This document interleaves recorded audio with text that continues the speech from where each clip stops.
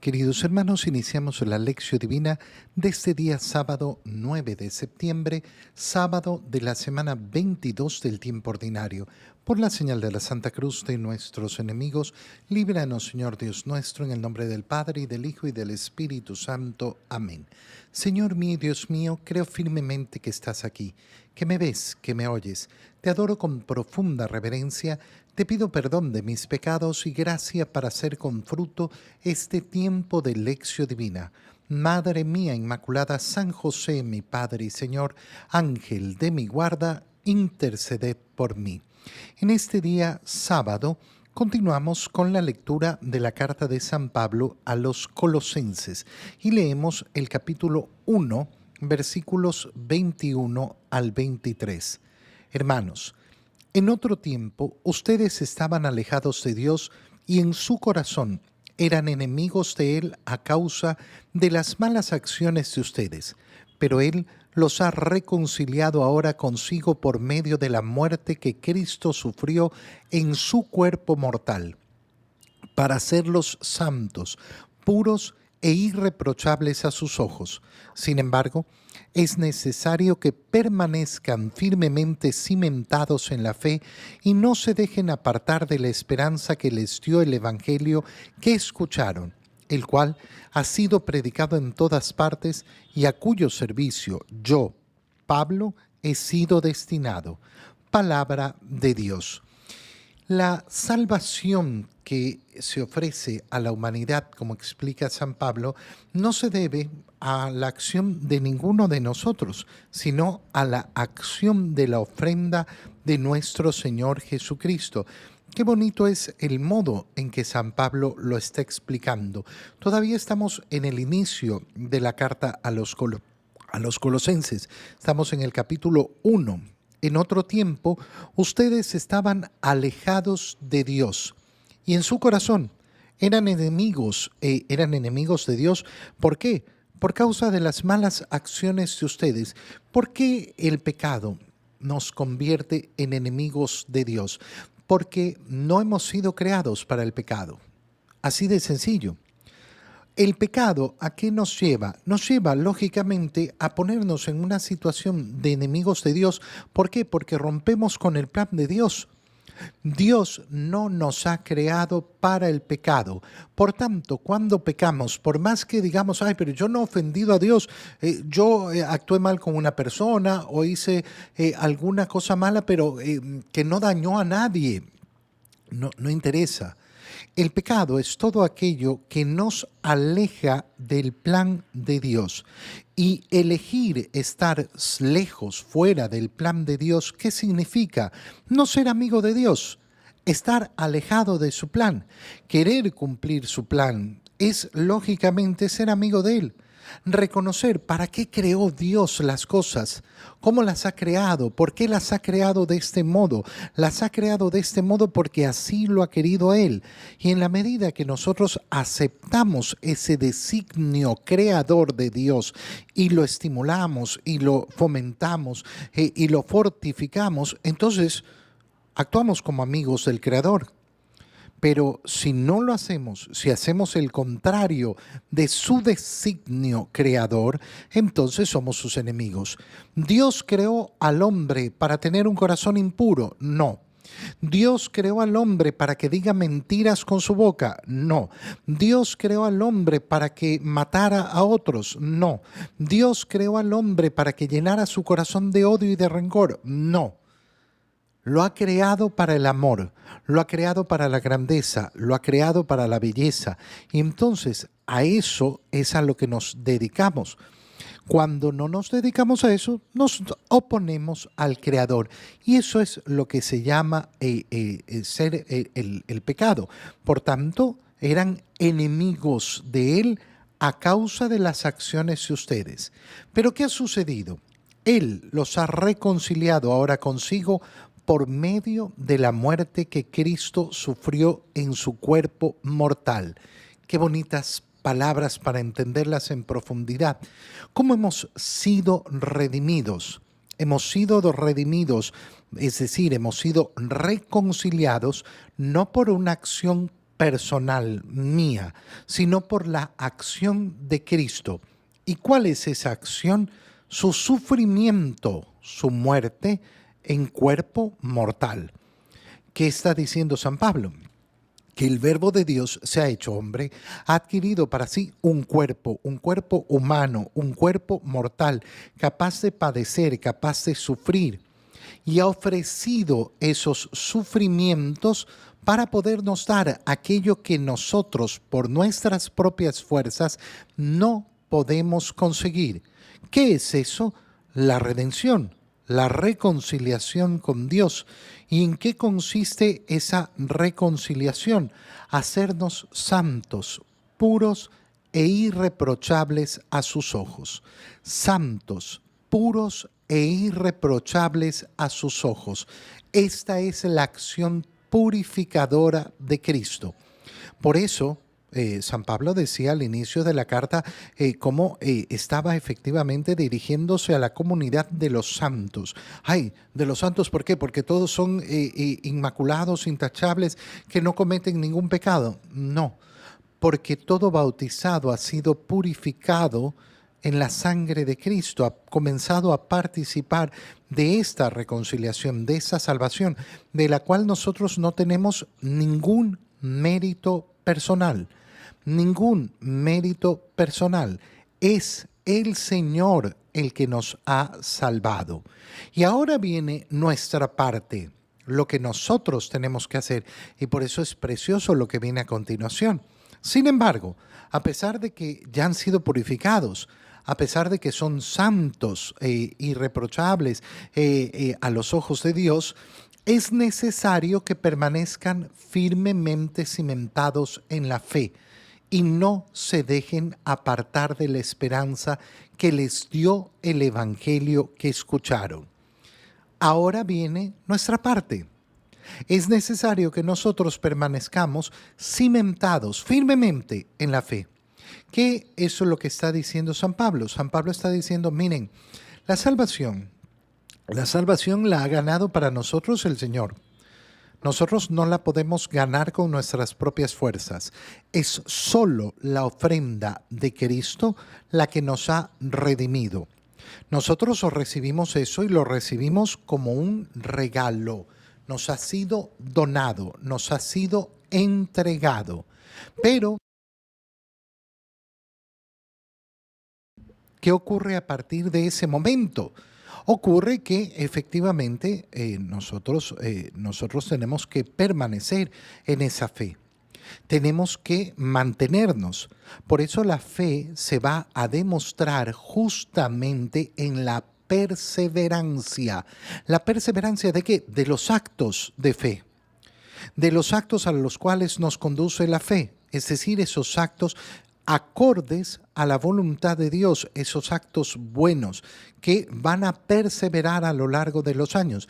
Por eso no habrá fe ahí donde no hay perseverancia. Es necesario. Lo podemos decir en otras palabras. Dios nos ha donado, es un regalo. Dios nos ha donado la salvación, pero ahora está en mis manos no perderla. Pero ahora está en mis manos el no perder esa salvación que Dios me ha dado, manteniéndome perseverante en la esperanza que nos dio el Evangelio, que les ha sido predicado y que se está predicando en todas partes y del cual yo, Pablo, he sido destinado a ¿qué? Anunciarlo, es decir, el Señor me ha pedido a mí que anuncie ese evangelio que llena de verdadera esperanza. En el evangelio leemos el evangelio de San Lucas, capítulo 6, versículos 1 al 5. Un sábado, Jesús iba atravesando unos sembrados y sus discípulos arrancaban espigas al pasar, las restregaban entre las manos y se comían los granos. Entonces, unos fariseos les dijeron, ¿por qué hacen lo que está prohibido hacer en sábado? Jesús les respondió, ¿acaso no han leído lo que hizo David una vez que tenían hambre, él y sus hombres? entró en el templo y tomando los panes sagrados que sólo los sacerdotes podían comer, comió de ellos y les dio también a sus hombres. Y añadió, el Hijo del Hombre también es dueño del sábado. Palabra del Señor. Se nos plantea en la lectura del Evangelio la gran polémica sobre el sábado y lo que se puede y lo que no se puede hacer el sábado. ¿Dónde empieza el tema del sábado para poder contextualizar el Evangelio que acabamos de leer y poderlo entender en profundidad? Comienza en la creación. 6 días usó Dios para la creación. Hoy en día hay personas que dicen, ay, no fueron 6 días, fueron millones de años o los que demoró el universo en desarrollarse. Hermano mío, si fueron 6 días o 6.000 millones de años, da exactamente lo mismo. Da exactamente lo mismo. Primero, que nadie puede asegurar que hayan sido 6.000 millones de años en que se formaran los planetas y no sé qué. Pueden haberse formado en un segundo. No lo sabemos. No lo sabemos.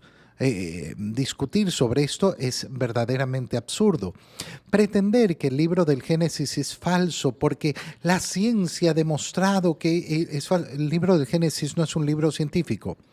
El libro del Génesis no pretende mostrarnos una realidad científica.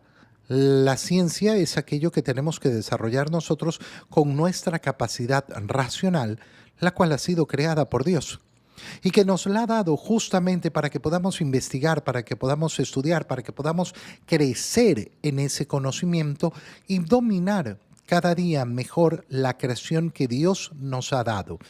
El libro del Génesis nos dice 6 días de creación y al 7º día Dios descansó. Y a partir de ese descanso de Dios se va a establecer después la norma del descanso del día sabático, del sabbat, que es el día del Señor. Ahora, se entiende que Dios no necesita descansar. ¿Por qué? Porque Dios no se cansa. Si Dios se cansara, no fuera Dios. Cualquier padecimiento que tuviera que tener Dios lo convertiría inmediatamente en un no Dios. Si Dios se cansara, entonces sería una imperfección que haría que no fuera Dios. Dios, por tanto, no se cansa. ¿Y por qué nos dice que descansó? Que descansó de la obra creadora justamente para dar a la creación un ritmo en el cual tenemos que comprender que hay que hacer un alto, darle tiempo al descanso, tiempo además a las cosas que son verdaderamente importantes y que pueden parecer no tan importantes en este mundo. ¿A qué me refiero? Que eso es lo que se va a desarrollar con la ley, con el mandato de santificar la fiesta del Señor, el día del Señor, respetar el Sabbat, el día sábado. Se va a originar justamente esa necesidad que tiene que reconocer el hombre de poner alto a sus actividades, aquellas que piensa que son imposibles de dejar de lado. No, es que yo no puedo dejar de trabajar ningún día porque si no, no como, me muero. No, vas a dejar de trabajar hoy para rendir el justo culto a Dios, para realizar tus actos de amor dirigidos hacia Dios. Entonces el Sabbat, el descanso dominical, el día del Señor, ¿qué tiene? ¿Qué tiene de fondo? Tiene de fondo esto: hacer que el hombre logre ordenar su corazón y ponga a Dios en primer lugar. Si realiza esto, está cumpliendo efectivamente el Sabbat. ¿Qué ocurre con el paso del tiempo, con el paso de los años? Que los judíos comienzan a establecer una serie de normas artificiales que les permitía reconocer si habían cumplido o no el Sabbat. Esto surge cuando las personas pierden el sentido común, pierden lógicamente lo que es la prudencia, lo que es la capacidad de discernimiento, y entonces quieren toda una serie de leyes por escrito para saber con milímetros si he cumplido o no he cumplido con lo que tenía que cumplir. Y entonces comienzan a surgir una serie de leyes. No, tú el sábado, puedes dar solo una cierta cantidad de pasos. Esta actividad está permitida, esta actividad no está permitida, esta está permitida, esta no está permitida. Tú no puedes agarrar una cosecha, pero puedes lógicamente comer. Y vemos cómo se llena de absurdos. Si tú vas a Israel, por ejemplo, te vas a topar con que el día sábado los ascensores están puestos en automático para parar en todos los pisos. ¿Y por qué? Para que no presiones el botón, porque es un trabajo que sale de lo que se debe hacer el sábado. Y uno dice, ¿no será un poco exagerado? Si sirve para recordar efectivamente que este es el día del Señor y que tengo que poner mi corazón en el Señor, muy bien. Pero si yo creo que esa acción externa es lo único que importa y que con esa acción externa he cumplido con la obligación que se me estaba pidiendo y que tenía que nacer desde lo profundo de mi corazón, entonces estoy equivocado. Y esto es lo que el Señor va a querer corregir. Va a querer corregir justamente que las acciones no sean acciones externas, sin sentido, sino acciones profundas y verdaderas que vienen desde el corazón. Nos dice entonces el Evangelio, Jesús iba atravesando un sábado unos sembrados y sus discípulos arrancaban espigas al pasar. ¿Qué significa arrancar espigas al pasar? Que tenían hambre, iban arrancando las espigas e iban comiendo. Esta acción es la acción de cosechar el fruto. Y entonces era una acción prohibida. Era una acción prohibida. Y los fariseos le dicen, ¿por qué hacen lo que está prohibido hacer en sábado? ¿Cuál es la respuesta que les da el Señor? El Señor les dice, a ver, ¿están cometiendo algún pecado? ¿Cuál es el pecado que están cometiendo? Están comiendo. ¿Significa que hoy día no han rendido culto a Dios? ¿Significa que no le han dado el tiempo debido a Dios? No, no significa eso. Significa que tienen hambre y están comiendo, y por eso les responde, ¿acaso no han leído lo que hizo David cuando él y sus hombres tenían hambre? Entró al templo y tomó los panes sagrados, que solo los sacerdotes podían comer, y los comieron. Y los comieron. Entonces, ¿qué les está diciendo? Las escrituras se les muestran cómo efectivamente delante de una necesidad se pone a un lado la norma que pretendía no simplemente ser una norma ciega, sino que pretendía ayudar al corazón. Ahora, más bello que esto es justamente cómo termina. Y añadió, el Hijo del Hombre también es dueño del sábado, también es dueño del día del Señor, es decir, va a poder establecer lo que puede o no debe hacerse en sábado. El sábado va a ser dominado por el Señor en primer lugar porque se va a convertir en el domingo. El viejo Sabbat de la antigua alianza va a convertirse en la nueva alianza en el domingo, en el día del Señor. ¿Por qué? Porque es el día de la resurrección del Señor. Todo aquello que se predicaba sobre el Sabbat se va a convertir en el domingo y por tanto nosotros seguimos teniendo la obligación de dedicar nuestro domingo al Señor. En primer lugar, que sea día del Señor, que sea un día de descanso, sí.